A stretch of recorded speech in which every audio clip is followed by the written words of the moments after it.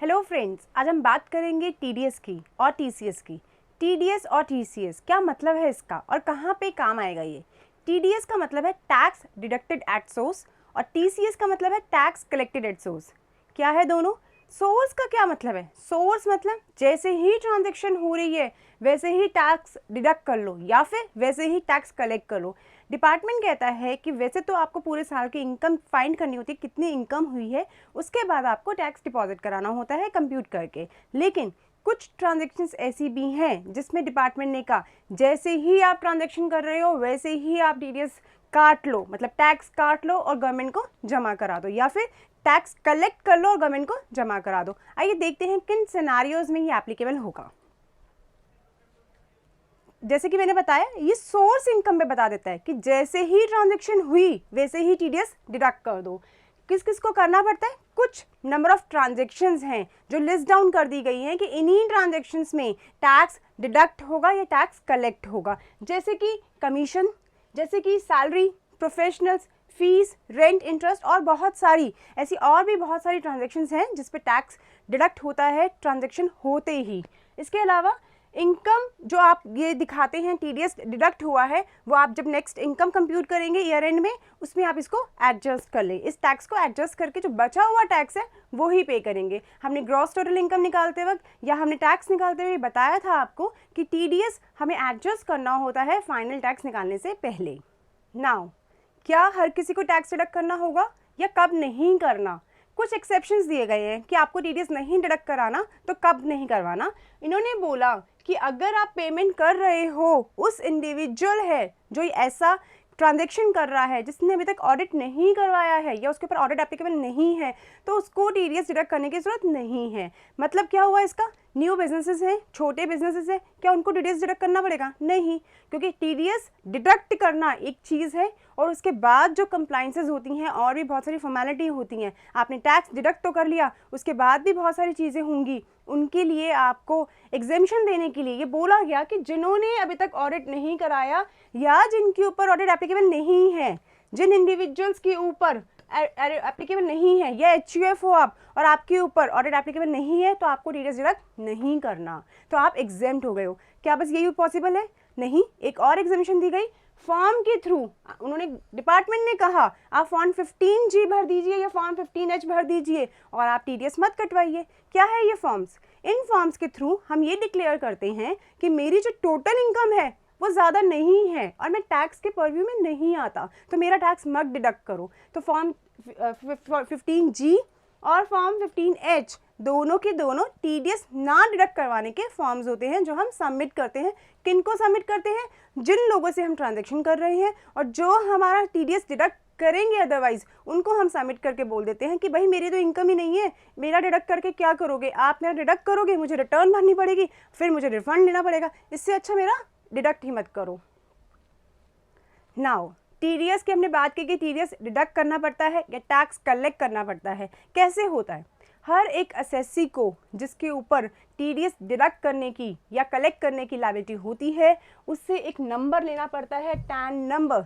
आपने pan number सुना है? सबको पैन नंबर लेना होता है इनकम दिखाने के लिए। आप आईटीआर सिर्फ पैन नंबर से भर सकते हो, जिसकी भी इनकम होती है उसका पैन नंबर लेना पड़ता है।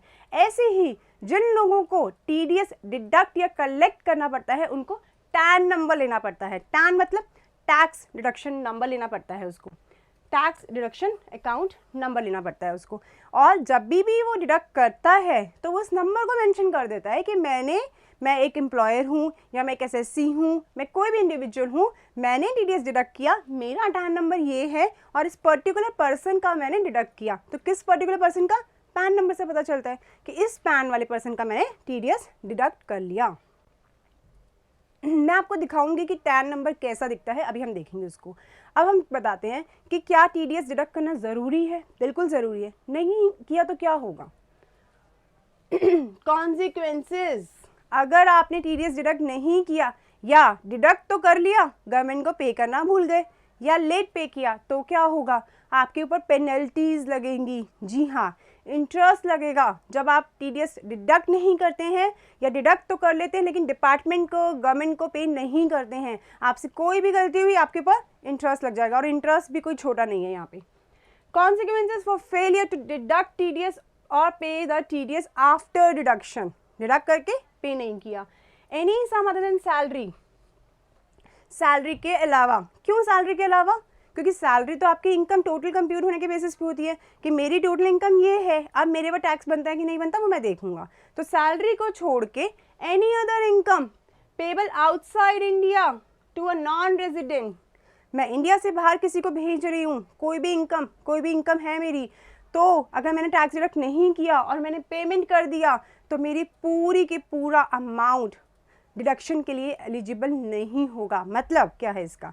मैं अपनी बिजनेस इनकम निकालती हूँ, मैंने कुछ पेमेंट्स एक नॉन रेजिडेंट को की है और मैंने इंडिया के बाहर भेजी है सैलरी को छोड़ के, मैंने वो पेमेंट की और मैं टीडीएस डिडक्ट करना भूल गई या मैंने नहीं किया टीडीएस डिडक्ट, तो क्या होगा? मैं जब अपनी इनकम निकालूंगी तो मैं उस अमाउंट को एग्जेम्पशन नहीं ले सकती, मैं नहीं कह सकती ये मेरा खर्चा है, मेरे को वो अलाउ नहीं होगा क्योंकि मैंने टीडीएस डिडक्ट नहीं किया था उसका. और इसके अलावा क्या है? अगर कोई और अदर है, मतलब रेजिडेंट को हम नहीं कर रहे हैं, विद इन इंडिया ही कुछ कर रहे हैं, तो कोई भी अमाउंट आप पे करते हो रेजिडेंट को और बिना टीडीएस डिडक्ट किए तो उसका 30% अमाउंट डिडक्ट डिसअलाउ हो जाता है. मतलब क्या है इसका?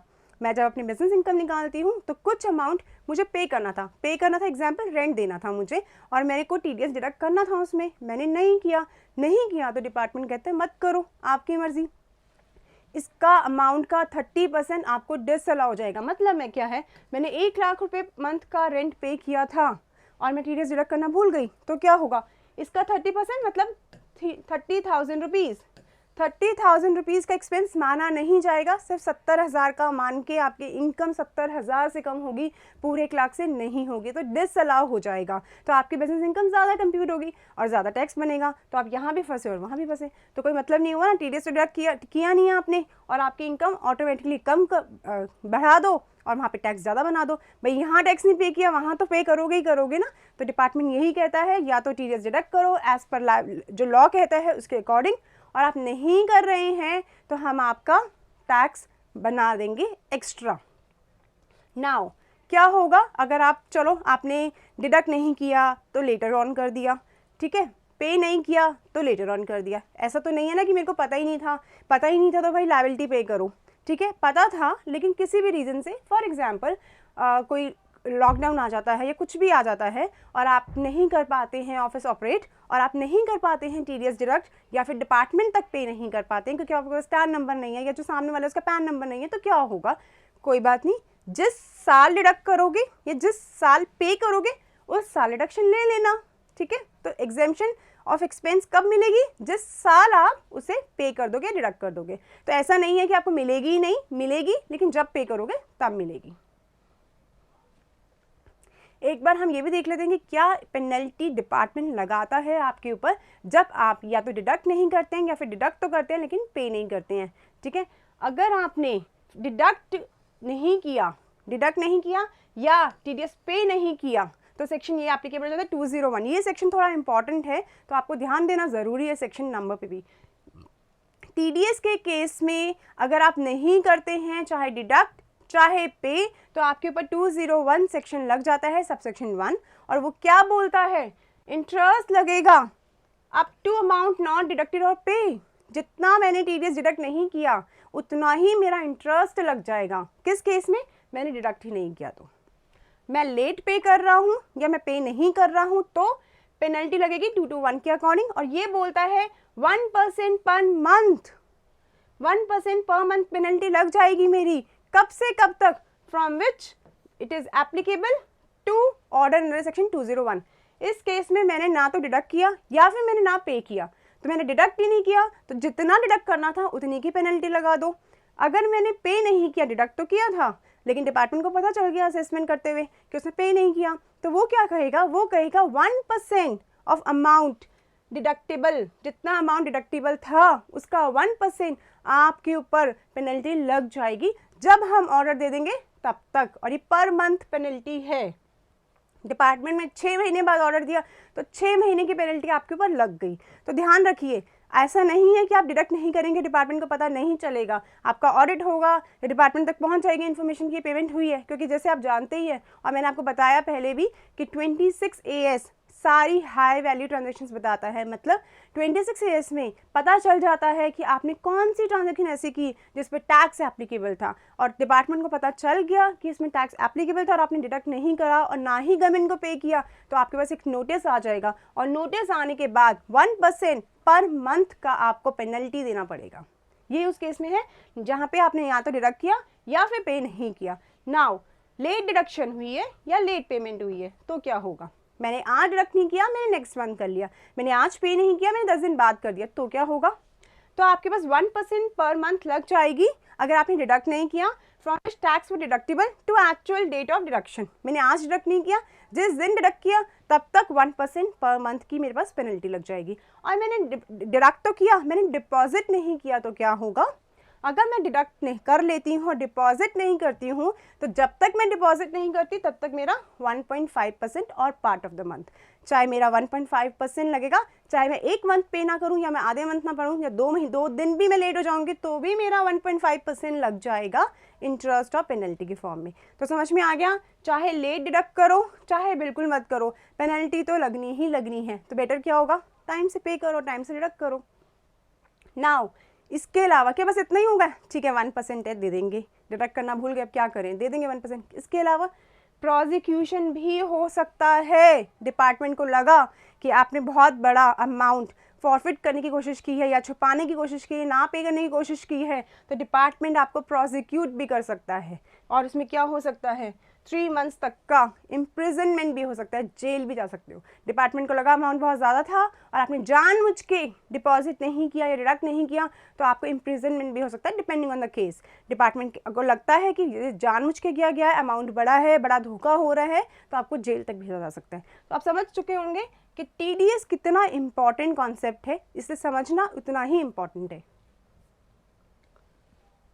नाउ कब तक हमको TDS पे करना होता है ये जानना बहुत ज़रूरी है, तभी तो आप डिले से बचोगे। तो आइए देखते हैं क्या है। अगर इनकम क्रेडिटेड होती है मार्च के मंथ में, देखो मार्च का मंथ होता है, ईयर एंड क्लोजिंग होती है, बहुत सारी ट्रांजेक्शन्स पूरे साल की बची हुई मार्च में जाके होती है। तो हो सकता है कि मार्च में हम कुछ सेटलमेंट करते हो पुराने ईयर की, पूरे ईयर की, तो जब सेटलमेंट करते हैं तो अमाउंट भी बड़ा हो सकता है TDS का। अब जब अमाउंट बड़ा है तो भाई डिपार्टमेंट कहता है चलो ठीक है मार्च का मंथ है, आराम से टाइम लो, आराम से कंप्यूट करो और डेज भी एक्स्ट्रा ले जाओ पे करने के। 31 मार्च तक का अगर मार्च के मंथ का TDS है तो आपको कब पे करना है? ऑन और बिफोर 30 अप्रैल। सिर्फ मार्च के लिए एग्जामिशन है। मार्च के मंथ का अगर आप करते हो तो आपको 30 अप्रैल तक करना है। और किसी केस में जनवरी है, दिसंबर है, अक्टूबर है, नवंबर है, कब? 7 डेज के अंदर अंदर from the end of the month in which deduction is made. जिस महीने आपने डिडक्ट कर लिया उस मंथ के 7 दिन के अंदर अंदर आपको पे करना है। फॉर एग्जाम्पल मैंने जनवरी में डिडक्ट किया तो मुझे फरवरी के 7 तक पे करना है, मैंने दिसंबर में किया तो मुझे जनवरी के 7 तक पे करना है। तो जिस मंथ डिडक्ट किया उसके नेक्स्ट मंथ स्टार्ट होने के 7 डेज के अंदर अंदर। सिंपल होता है, जनवरी का हो गया 7 फेब, अप्रैल का हो गया 7 मई, लेकिन मार्च का हुआ 30 अप्रैल। बस एक एग्जामिशन यहीं पे मिली गई है, 30 अप्रैल तक आप कर सकते हो। आपने भी रिसेंटली सुना भी होगा कि मार्च की जो TDS थे वो डिडक्टिबल होने थे और डिपॉजिट होने थे 30 अप्रैल तक, कोई एक्सटेंशन भी नहीं थी, तो 30 अप्रैल तक ही वो ड्यू थे और पे होने थे। नाउ कैसे डिपॉजिट होता है वो हम आपको बताएंगे। अभी एक चालान दिखाएंगे जिसके थ्रू हम ये डिपॉजिट होता है। उस चालान का नंबर होता है ITNS 281, इसके थ्रू डिपॉजिट होता है। नाउ क्या हुआ? चलो TDS डिपॉजिट करा, डिडक्ट किया, अब उसके बाद रिटर्न भरो, डिपार्टमेंट को बताओ कि हमने ऐसा काम किया है। ये तो करना ज़रूरी है ना, टैक्स पे करना ही काफ़ी होता है क्या? नहीं, रिटर्न भरनी पड़ती है। इसीलिए TDS का भी पहले डिडक्ट करो, डिपॉजिट करो, फिर जाके रिटर्न भरो और डिपार्टमेंट को बताओ कि हमने ऐसा काम कर दिया, अपना काम हमने पूरा किया। तो रिटर्न भरने की टाइम लिमिट क्या होती है? अगर आप सैलरी वाला भरते हो तो उसके लिए फॉर्म 24Q है। आपने TDS डिपॉजिट किया, TDS ऑन सैलरी, उसका फॉर्म होता है 24Q। इसके थ्रू आप उसकी रिटर्न भरते हो। और क्या क्या ड्यू डेट्स है वो भी आपको जानना बहुत ज़रूरी है, क्योंकि अगेन अगर आप ये काम भी लेट कर रहे हो रिटर्न भरने का तो भी आपकी लेट फी और पेनल्टी लगती है। अगर आपका 24Q है, सैलरी है, तो उसकी ड्यू डेट है Q1 की 31 जुलाई, सफिशिएंट है। टाइम बहुत अच्छा देते हैं ये। Q1 की 31 जुलाई, Q2 की और Q3 और Q4 की end of the October, January and May, ऐसे ये चलता रहता है। देन अभी हमारा क्या ड्यू होगा, अगर हम मार्च तक का करेंगे तो हमारा 31 मई का टाइम दिया गया है। सिर्फ एक इसमें हमें टाइम सफिशिएंट दिया जाता है, उसके अलावा हमें लिमिटेड टाइम दिया जाता है। 27Q कब एप्लीकेबल होगा, सिर्फ सैलरी को छोड़ के बाकी सारी पेमेंट्स के लिए 24Q एप्लीकेबल होता है, 27Q एप्लीकेबल होता है। और 27Q क्या कहता है, डेट सेम है, ऊपर वाली आप देख सकते हैं। आपको रिटर्न भरनी है, अगर आप Q4 मतलब मार्च एंडिंग की भर रहे हो तो 31 मई तक भरनी है, आप जून एंडिंग की भर रहे हो तो 31 जुलाई, एक महीने का आपको टाइम देते हैं। फॉर्म 26QB ये कब एप्लीकेबल होता है, प्रॉपर्टी के केस में, इसका थोड़ा डिफरेंट होता है। तो प्रॉपर्टी अगर आपने सेल की है तो TDS on sale of property वो आपको 30 days from the end of the month in which TDS is deducted, ऐसा कोई भी टाइम लिमिट नहीं है। जिस मंथ डिडक्ट किया उसके 30 डेज के अंदर अंदर आप फाइल कर दो, इसमें से कोई लिमिट नहीं है कि Q1 की है, 2 की है, 3 की है, नो, जिस मंथ आपने किया उसके 30 डेज के अंदर अंदर कर दो। नेक्स्ट है 26QC और ये किसका है, रेंट पे, बहुत सब पे एप्लीकेबल होता है ये, क्योंकि रेंट तो काफ़ी लोग पे करते हैं तो डिडक्ट भी होता है, तो इस वजह से 30 days from the date and end of the month in which TDS is deducted. मैंने TDS डिडक्ट किया, डिडक्ट करके डिपॉजिट किया, कब तक डिपॉजिट करना है, 30 days from the end of the month. जनवरी में मैंने रेंट पे किया तो जनवरी के एंड में ख़त्म होने के बाद 30 दिन के अंदर अंदर मुझे रिटर्न फाइल करनी पड़ेगी, TDS on rent which is 26QC। तो ये कुछ फॉर्म्स हैं, रिटर्न फाइलिंग बिल्कुल सेम है हर फॉर्म की, आप एक सीख जाएंगे तो आप सब सीख जाएंगे। Salary on all other payments, property और रेंट के लिए थोड़ा अलग होता है। नाउ क्या बातें ध्यान रखनी पड़ेंगी TDS की जब हम बात करते हैं या TDS डिडक्ट करते हैं, TDS डिपॉजिट करते हैं। TDS has been deducted from any of your income, you must go through the tax credit form 26AS।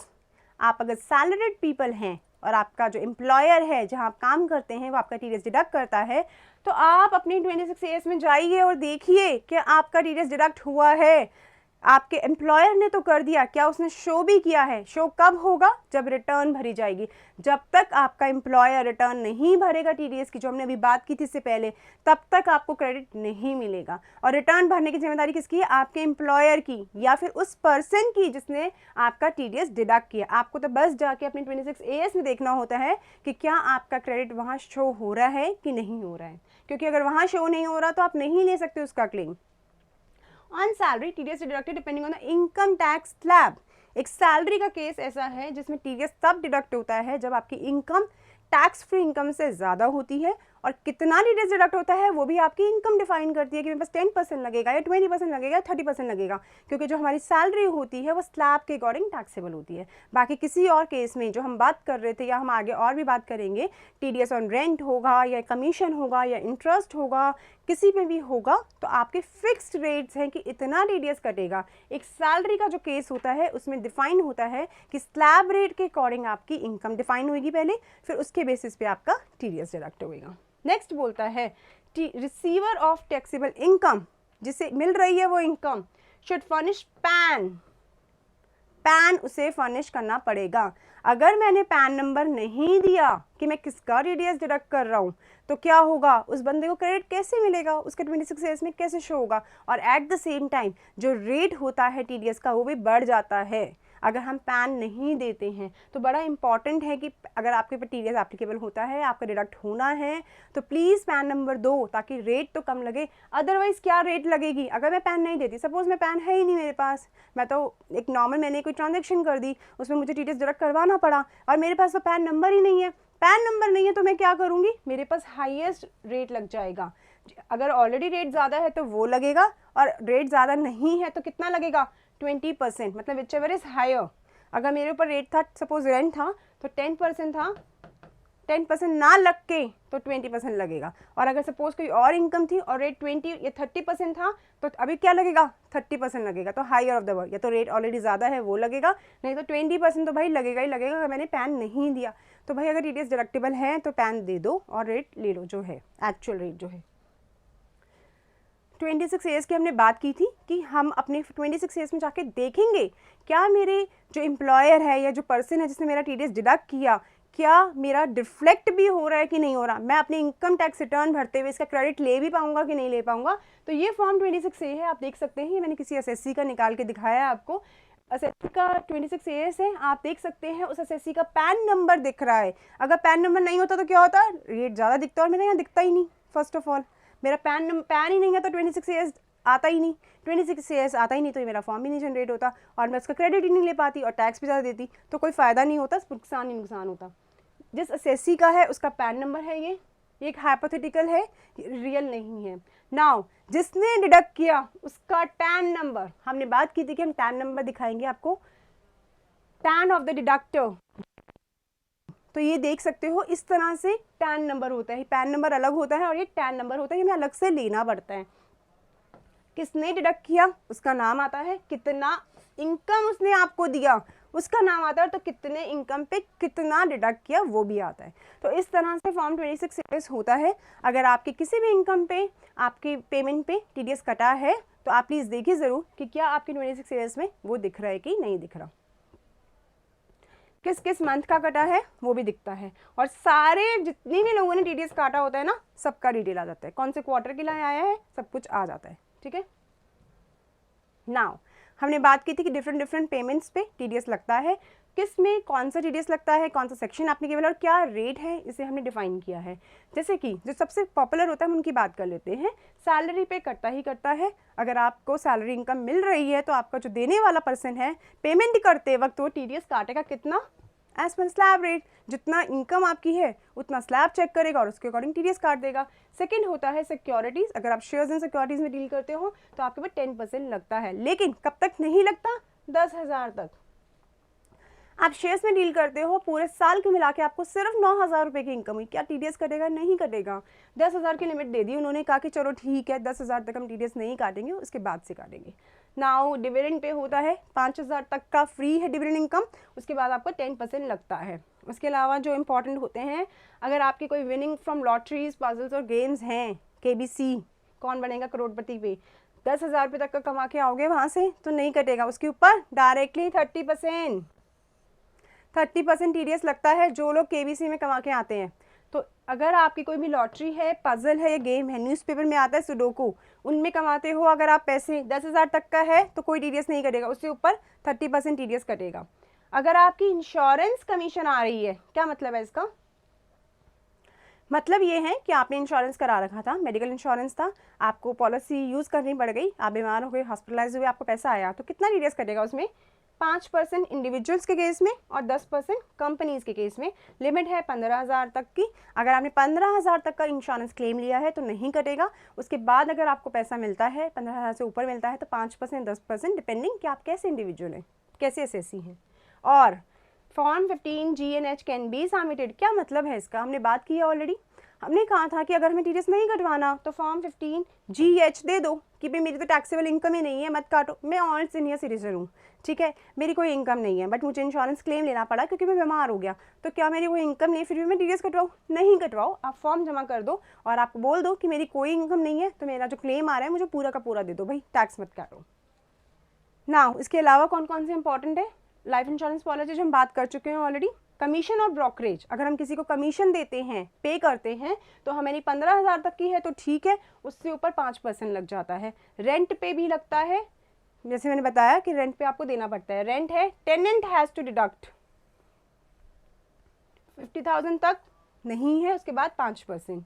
Fees for professional technical services है 30,000, मतलब सीए है, कोई सीए की सर्विस लेते हो आप, 30,000 से ऊपर पेमेंट करते हो उसको तो आपको टीडीएस काटना पड़ेगा, कितना, 10%। कैश विड्रॉल करते हो, ये एक इंपॉर्टेंट है, cash withdrawal during the previous year from one और more account maintain by person with the banking company cooperative society engaged in business of post office, 1 crore से ज़्यादा। अभी रिसेंटली बहुत चर्चा हुई इसके बारे में कि मेरा 1 करोड़ से ऊपर जैसे ही आप कैश विड्रॉल कर लोगे ड्यूरिंग द ईयर तो आपको कितना % देना पड़ेगा, 2% टीडीएस डिडक्ट करवाना पड़ेगा। इस पर बहुत सारी बीच में कम्युनिकेशन हुई कि सब लोगों के टीडीएस कटने लग गए, सब लोग पहुंच गए बैंक के पास कि मेरा टैक्स क्यों कटा, क्योंकि आपने 1 करोड़ से ज़्यादा during the year cash withdrawal कर लिया, इसलिए। इसके अलावा है परचेज ऑफ गुड्स, ये भी नया आया है, ये हम बात करेंगे। और अगर हम टीडीएस नहीं कटवा रहे हैं, अगर हम नॉन फाइलर ऑफ ITR हैं तो भी हायर रेट्स पे लगेगा ट्वाइस, जैसे मैंने बताया था आपको, और सीनियर सिटीजन हैं तो भी हमारा TDS स्लैब रेट के अकॉर्डिंग लगेगा। इसको हम एक बार डिस्कस करते हैं परचेज ऑफ गुड्स को। 194Q क्या कहता है?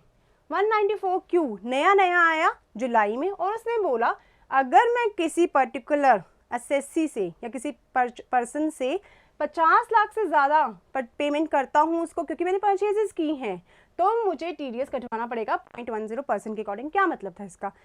मेरा बिजनेस है, बहुत बड़ा बिजनेस है, एक ही पर्सन ऐसा है जिसमें सारी परचेजेस करता हूँ, उसको मैं ड्यूरिंग द ईयर 50 लाख तक का पेमेंट करता हूँ। जैसे ही मैं 50 लाख से ऊपर पेमेंट करूँगा तो भाई TDS एप्लीकेबल हो गया, और कितना हो गया? 0.10%। अब हमने बात की कि टैक्स डिडक्ट करना होता है, at the same time tax collect भी करना होता है। मैं कोई सर्विस देता हूँ और कुछ लिमिटेड नेम ऑफ सर्विसेज हैं जिसके केस में एप्लीकेबल होता है। मैं कोई इनमें से मेंशन सर्विस देता हूँ, तो मैं जब पेमेंट लूँगा उस सर्विस का, मैंने कोई सर्विस दी, मैं पेमेंट भी तो लूँगा, पेमेंट लूँगा सर्विस का, तो कुछ पोर्शन टैक्स भी कलेक्ट करके डिपार्टमेंट को जमा कराऊंगा। टैक्स कलेक्टेड एट सोर्स, जैसे ही मैंने कोई ट्रांजैक्शन की तो मैं उसका टैक्स भी कलेक्ट कर रहा हूँ, उसे बोलते हैं tax collected at source. Tax collected at source is a tax payable by seller. मैंने सर्विस दी है, मैं सेलर हूँ, which he or she collects from the buyer at the time of sale। Sale के टाइम पे ही मैं वो ले लेता हूँ टैक्स। और कौन सा सेक्शन एप्लीकेबल है? 206C। और ये बोलता है कि collect tax from the purchases. जितने भी परचेजेस हो रही हैं, जो सेलर है वो उसी टाइम पे टैक्स कलेक्ट कर ले। कब नहीं करना है? जब आपका एलिजिबल गुड नहीं है। Tax collected source is exempted in the following cases when the eligible goods are used for personal consumption. मैंने पर्सनल यूज़ के लिए उसको परचेज किया था, तो मेरे को नहीं देना भाई tax. The purchaser buyers the goods from manufacturing, processing and production and not for purpose of trading of goods. जो मैंने परचेज किया है, मैं उससे और फर्दर प्रोसेसिंग करके कुछ आउटपुट बनाने वाला हूँ, तो भी मुझे TCS नहीं देना। कब देना है? डायरेक्टली मैं उसे ट्रेड कर रहा हूँ, जब मतलब मैंने खरीदा और मैं आगे बेच रहा हूँ, तो मैं बेच रहा हूँ ना सीधा, तो मुझे इनकम होने वाली है, तो मुझे टैक्स पे उसी वक्त कर देना है। किसको? सेलर को, जिससे मैं खरीद रहा हूँ। नाउ मैंने बता दिया कि कौन कौन से बायर्स होंगे या सेलर्स होंगे जिनके ऊपर TCS एप्लीकेबल होगा। अगर बेच रहे हैं सिर्फ central government, state government, local authority, statutory company, कोई पार्टनरशिप फर्म, कोऑपरेटिव सोसाइटी या फिर पर्सन एंड चीफ, वैसे तो सभी आ गए। इनमें से कोई भी बेच रहा है और परचेज कौन कर रहा है? Public sector, central government, state government, state club such as, तो ये परचेज कर रहे हैं और ये बेच रहे हैं, तो इन पे TCS एप्लीकेबल हो जाएगा। नाउ क्या रेट है? सिर्फ इन गुड्स पे TCS लगेगा, उसके अलावा कभी नहीं लगेगा। आइए देखते हैं। Liquor of alcoholic nature made for human consumption. अगर मैं कंजम्पशन के लिए यूज कर रहा हूँ लिकर, तो मेरे पे 1% TCS लगेगा। मतलब जो बेच रहा है वो मेरे से 1% और लेगा टैक्स की फॉर्म में। टिम्बरवुड है, तेंदू लीव्स हैं, timberwood by any other mode other than forest leased, ये सब चीज़ों पे बेसिकली TCS लगता है। एप्लीकेबल बहुत कम लोगों पे होता है, तो ये आपको सिर्फ पढ़ना है कि भाई किस किस पे लगता है, बहुत ज़्यादा दिमाग लगाने की ज़रूरत नहीं है। स्क्रैप के ऊपर लगता है 1%। और अगर आप देखेंगे परचेज ऑफ मोटर व्हीकल, ये इंपॉर्टेंट है, हम इंपॉर्टेंट चीज़ें डिस्कस कर लेते हैं। Purchase of motor vehicle exceeding ₹10 lakh, मैंने 10 लाख से ज़्यादा की गाड़ी ली है, तो क्या होगा? जो इसको मैं पेमेंट कर रही होंगी ना, उसको मैं और 1% पे करूँगी। क्यों? मेरी गाड़ी की वैल्यू ज़्यादा है। तो आप देख रहे होंगे इन सब चीज़ों को, तो ये थोड़ी सी लग्जरी आइटम्स भी हैं। लिकर है, स्क्रैप बेच रही हूँ मैं, लिग्नाइट, कोल एंड आयरन और है, तो लिमिटेड एसेट्स को या लिमिटेड परचेजेस को इन्होंने मेंशन कर दिया कि भाई इन्हीं में डील कर रहे हो तो आपको TCS देना पड़ेगा। मोटर व्हीकल है, उसके अलावा क्या है? अगर आपने देखा होगा स्लिप में आपके पार्किंग लॉट या टोल प्लाजा की, उस पर भी TCS एप्लीकेबल होता है। और sum of money above ₹7 lakh remitted outside India, बड़ा इंपॉर्टेंट है। अगर आप कोई भी रेमिटेंस इंडिया से बाहर भेजते हो, कितने रुपए से ज़्यादा, 7 लाख से ऊपर ज़्यादा, तो आपके ऊपर 1% TCS लग जाता है। तो अगर आपका कोई ऐसा क्लाइंट है जिसके पैसे बाहर जाते हैं, फॉरेन रेमिटेंस होता है, तो जैसे ही अमाउंट चेक करो 7 लाख से ज़्यादा है, तो आपको 1% TCS भी कलेक्ट करना है पेमेंट से पहले। Seller of an overseas tour package programme, ये किसके ऊपर एप्लीकेबल होगा? जो लोग टूर ऑपरेटर की सर्विस करते हैं और वो टूर पैकेज बेचते हैं, जिसमें क्या होगा कि वो आउटसाइड इंडिया का पैकेज होता है। अगर वो आउटसाइड इंडिया का पैकेज बेच रहे हैं, किसी को मालदीव्स भेज रहे हैं, तो उन्हें 5% TCS भी कलेक्ट करना है उस पर। नाउ क्या टीसीएस की भी रिटर्न्स होती हैं और उस पर पेनल्टी लगती है? बिल्कुल, हर चीज़ की रिटर्न है। कुछ भी टैक्स आपने डिडक्ट किया, कलेक्ट किया, आपको पे करना है तो किसकी तरह करोगे?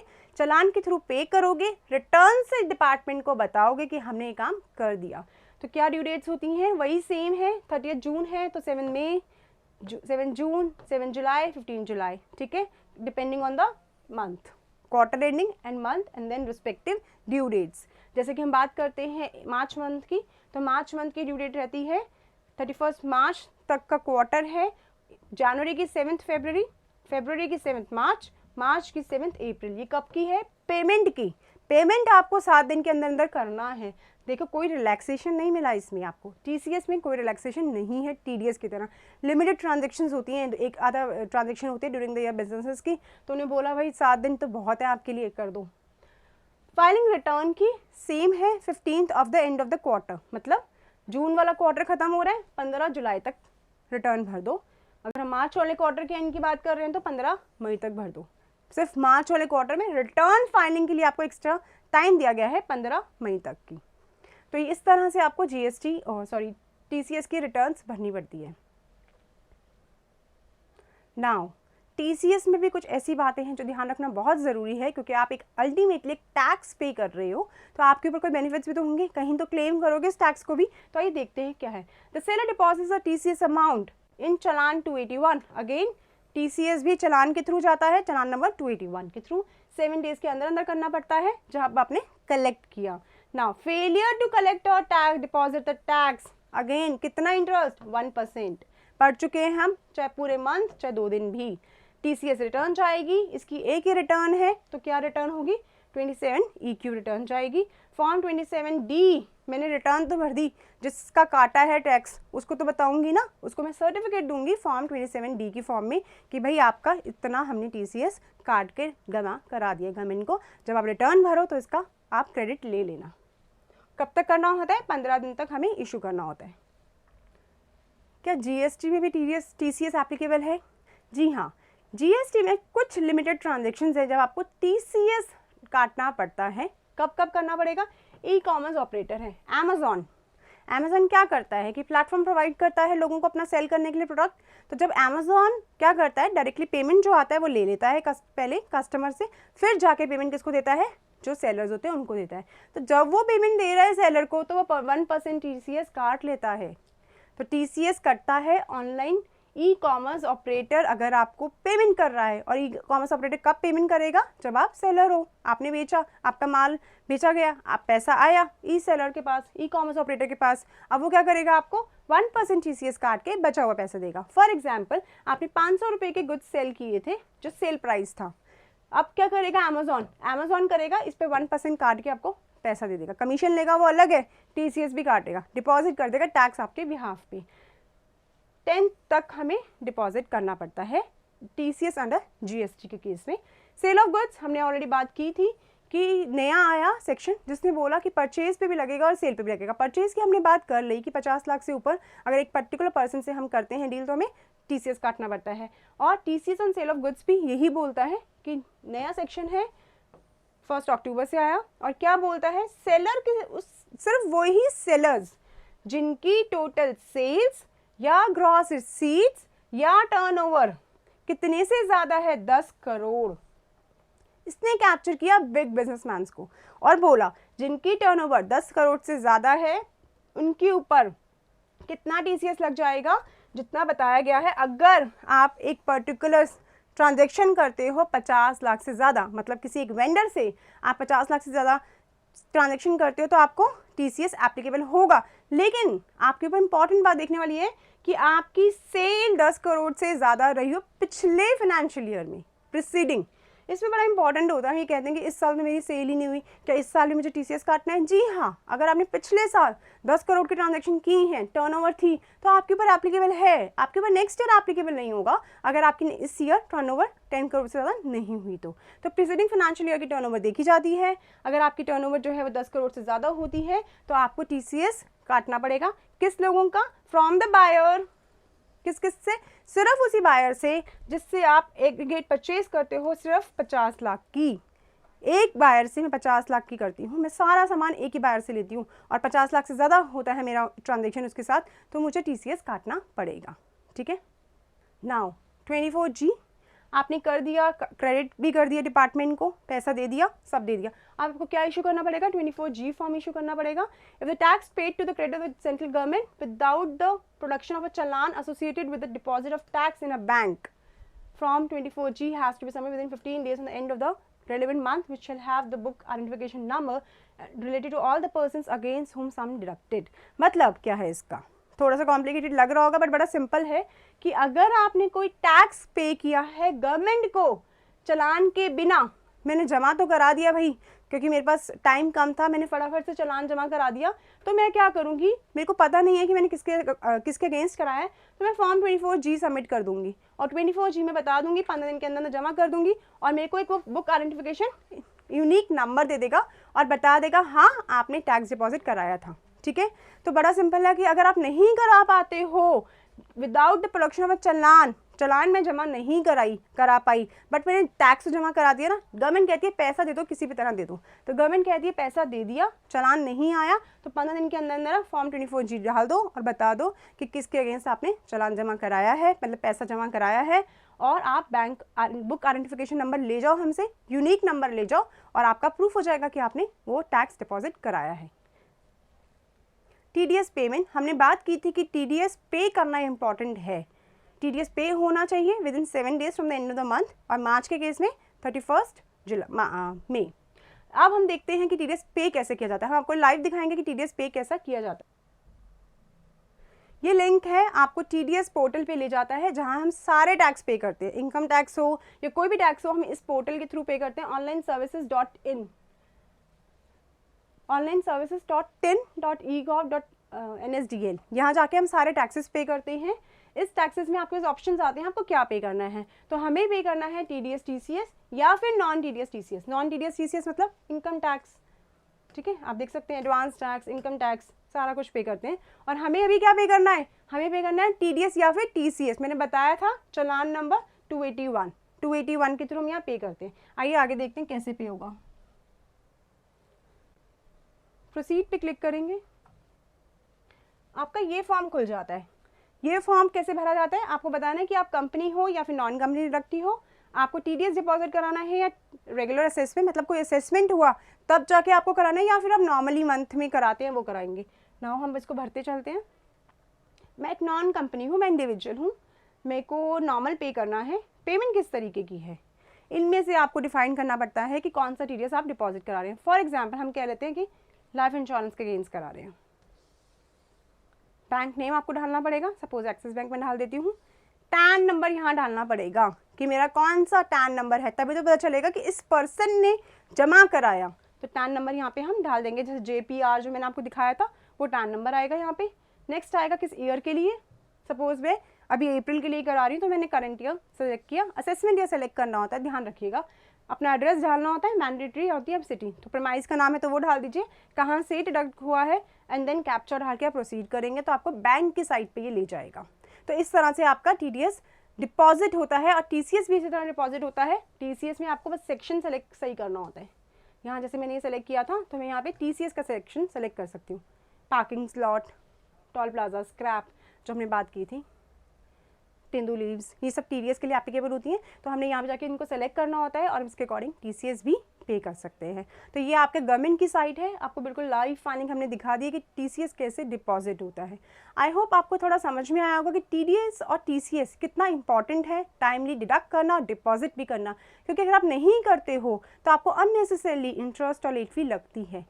तो TDS और TDS उतना ही इंपॉर्टेंट जितना आपका इनकम टैक्स है, तो इसको भी आपको ध्यान से जानना बहुत ज़रूरी है। Thank you.